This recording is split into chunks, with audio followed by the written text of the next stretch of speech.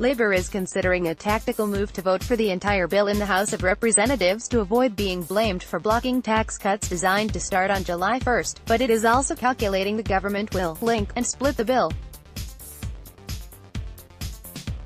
On every other issue, the Abbott and Turnbull governments have agreed during Senate negotiations to legislate what they can get and put contested changes in a separate bill.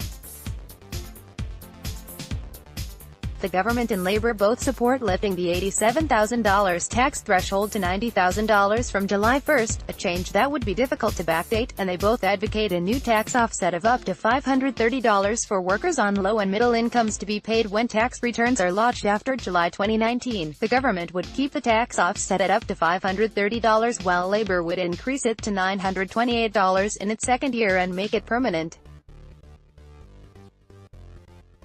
In the second stage of reform from July 2022, the government promises to lift the top threshold for the 19% tax rate from $37,000 to $41,000 in a move that it says will cut annual taxes by up to $540 a year for about 500,000 taxpayers.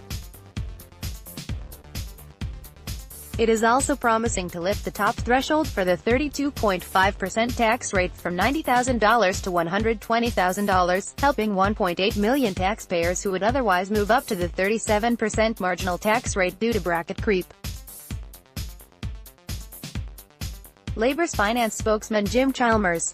Photo, Alex Ellinghausen. "We're still discussing the second stage of the government's plan," Mr. Chalmers told Sky News on Wednesday. Asked if Labor could support the second stage, Mr. Chalmers said Labor might be open to it. "We're going to have a conversation about it internally. We've said we're not wild about stage 3, we said we're keen on the 1st of July, we're still having a conversation about stage 2, a key factor will be the cost of the second stage.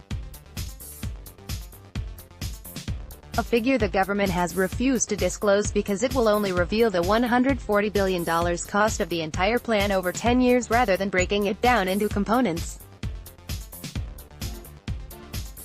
NSW Labor Senator Jenny McAllister has outlined 3 pages of detailed questions on the policy costings for Treasury officials to answer next week during Senate estimates hearings.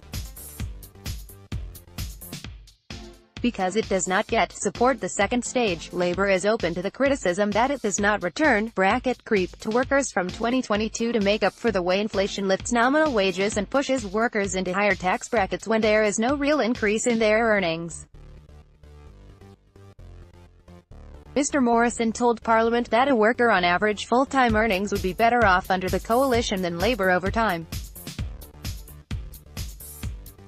The claim is based on calculations that a taxpayer on $95,000 a year will pay $24,092 in tax under the coalition plan next year but will pay the slightly higher amount of $24,227 under Labor's plan, including the permanent offset. The difference will increase over time under the government's calculations, with the worker on $95,000 in 2025 paying $23,782 under the coalition plan and $23,886 under Labor's plan.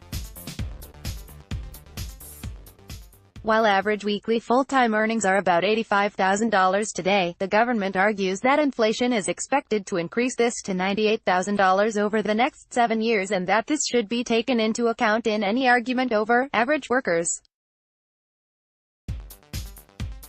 Using the wage price index rather than inflation, the average full-time earnings could be $103,000 in 2025.